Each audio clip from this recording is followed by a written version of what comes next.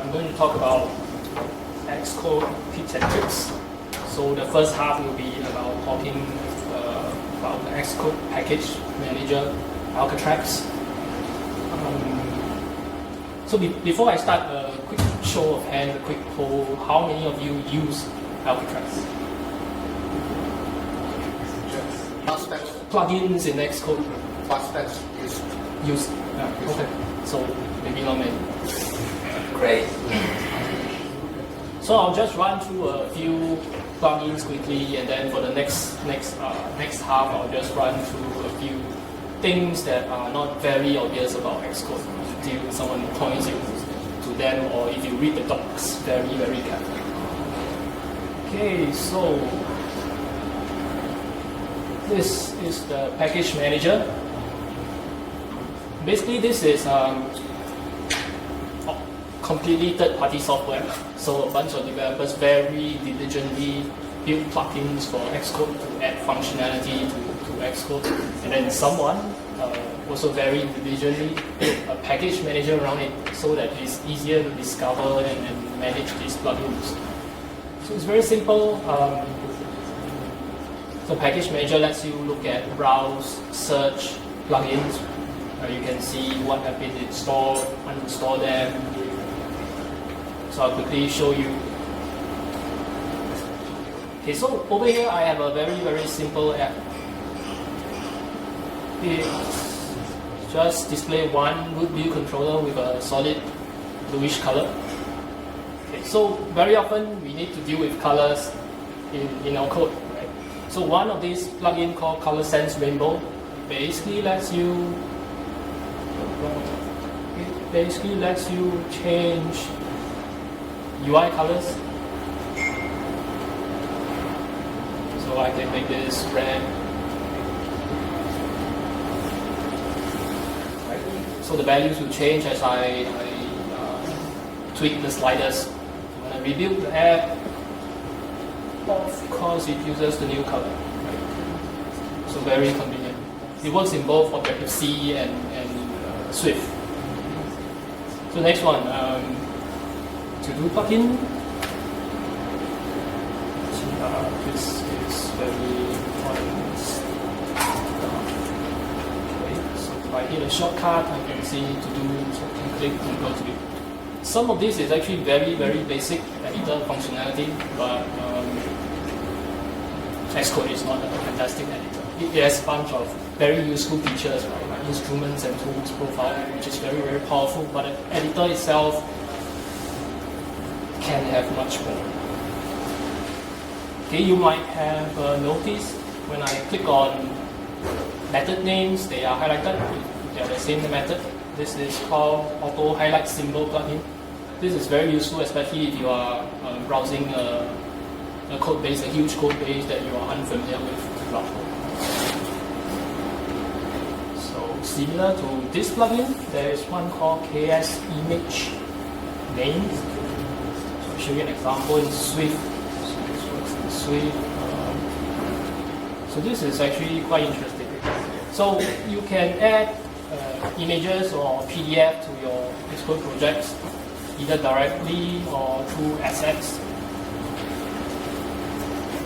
So what I can do is look at on the left, there's a preview of all the images available. You can just choose from here. It works very similarly to KSImage. ColorSenseRainbow. Okay, another one I want to point out to you is there's this plugin called KZLinkedConsole.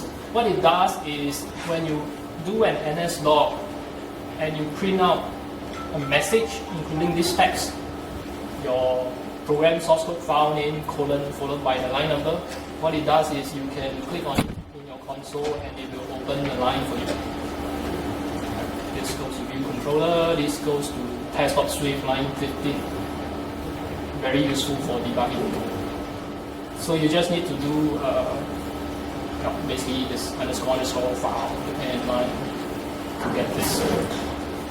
Okay, so Alcatraz. I I'm not going to show you what this is about, but other than plugins, Alcatraz also manages color themes and templates for you. So Xcode templates, when you create a project, you can choose which template you want to create from. If you have some team best practices within your company, for example, you can sort of encode and bundle them into your Xcode templates. Color themes, if you are into this, the one I'm using is called Rules. So night and day themes. Okay, so this is Alcatraz. I'm going to show you how to install a plugin just to see how it works. Okay, so there's this one called ActivatePowerMode. So just click to install. Because a plugin is, due to how Xcode and the plugin architecture, when you install a plugin, you need to quit Xcode, launch it again. It will prompt you that this is untrusted, so you should just go ahead and load the bundle. Obviously, you only do this if you know where the plugin comes from. So when I go to, there's a new menu, ActivatePowerMode. If I enable this, enables the plugin. It does nothing useful actually.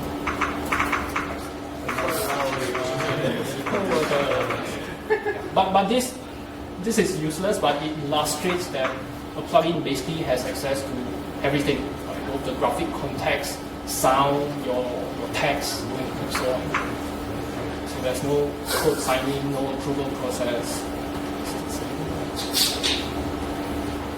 Okay, you want to install Alcatraz.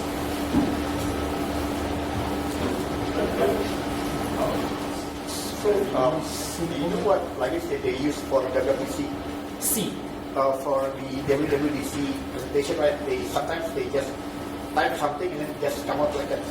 No idea. Something like text expander, right?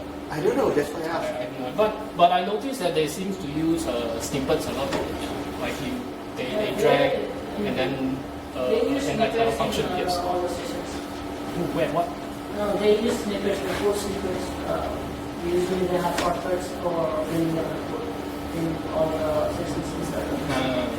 But no idea exactly which one they use. One of us should ask them.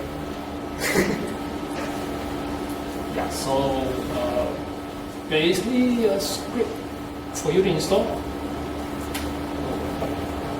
Okay, so go to terminal, just paste it in, you download, install, and then you restart Xcode, just like I did before when I installed that very annoying plugin, because Alcatraz itself is a plugin. Okay, one technical details about plugin is that a plugin is actually tied, it has to specifically support an Xcode version. So whenever Xcode is released, be it a beta, new build, or an actual production version, the plugin has to be updated. If you install plugins manually, that was before Alcatraz package manager was available, you have to be very diligent. Right? You have to update whenever Xcode is available. Right? Alcatraz does this for you automatically. That's it. It tells you to restart Xcode.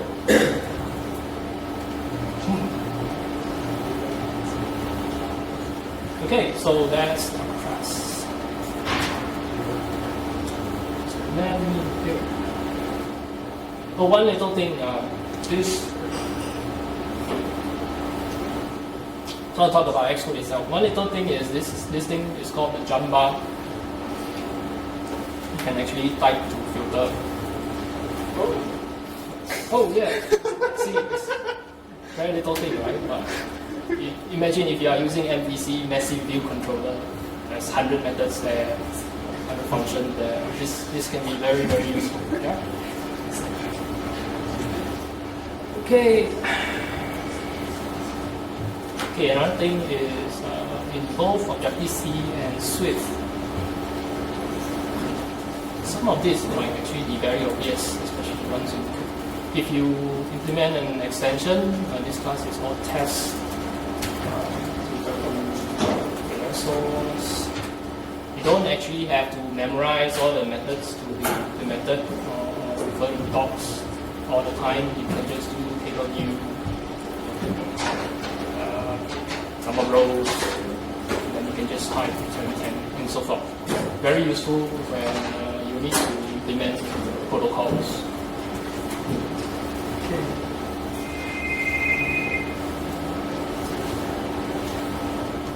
So Sub suggested that I talk about this. Run phase. In your project build settings, you can add run script phase. This basically lets you run a piece of script, a piece of code when your project builds.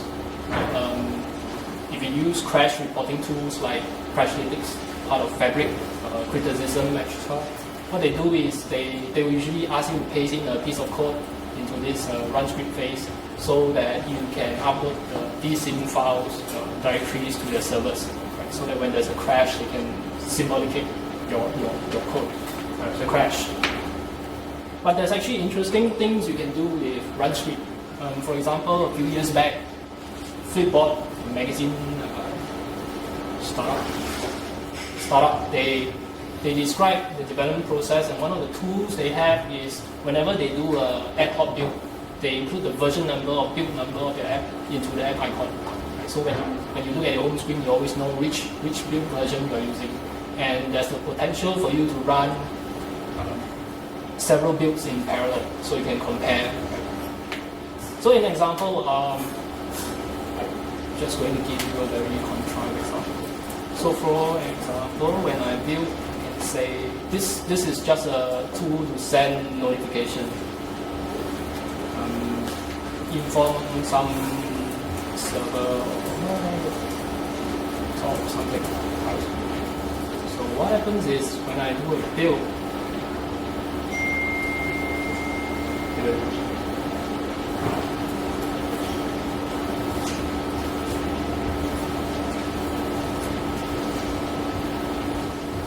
okay, come on.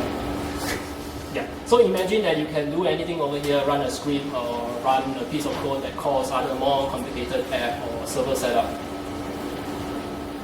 Okay, another thing is back to your own code.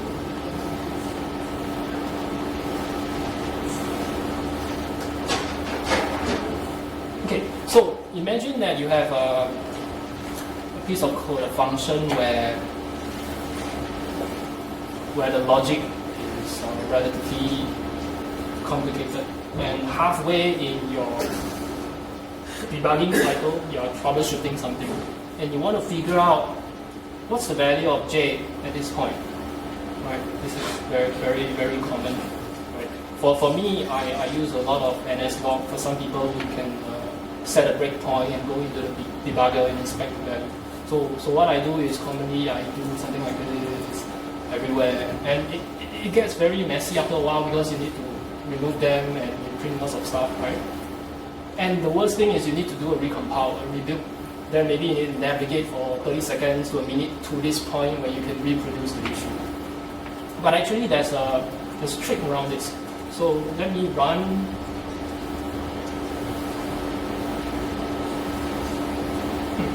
Okay. Actually, remove this first.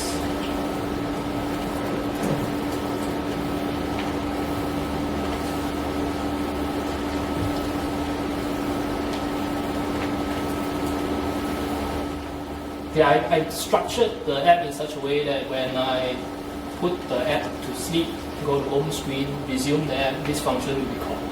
So I can do home, resume, and this line will run. Okay?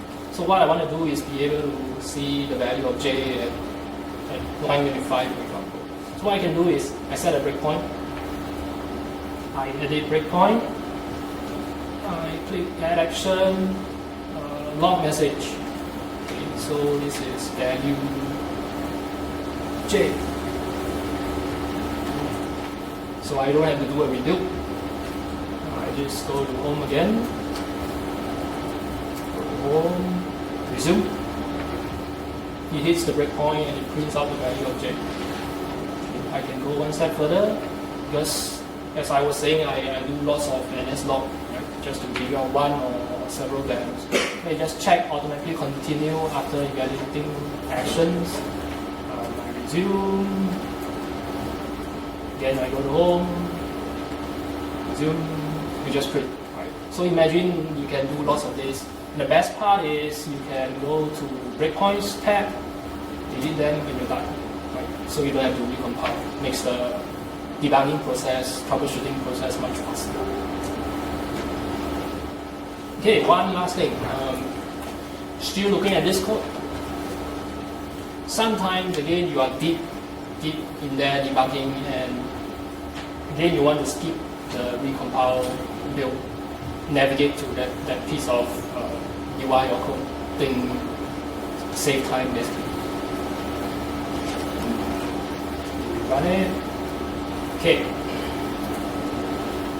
So let me set a breakpoint, let's say here.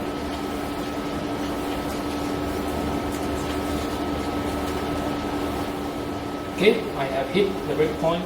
So what happens is, I see that, okay, I want to skip these 2 lines, actually these 3 lines. So I want to set the value, I want to skip all these lines. So I want J to remain as 0, because this line has ran, right? This 4 hasn't. Okay. So what I can do is, this green arrow, this is called a program counter, especially if you have done assembly, you know, if you have a PC. What I can do is I can drag it. I can drag it. You have to acknowledge, because if you drag it too far, for example, if I drag it to the closing brace, it will probably crash. I say move. When I resume, J's value of J is 0. So this is just a very contrived and very simple example. Imagine that this is several method call. This trick can hopefully save some time. Yeah. That's all from me.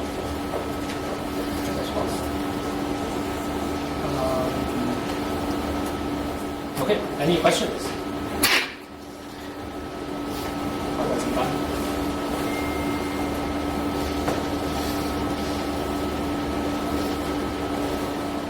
These are the list of plugins that I showed. Out of curiosity, another poll, how many of you don't use Xcode? You use some other editors? What do you use? Notepad Plus. Really? Yeah. Okay. How about the gentleman in the back? I do Visual Studio. Okay. So most people who use Xcode will use that do iOS use Xcode. Okay. I use Vim. And I'm showing Xcode. No questions? Okay.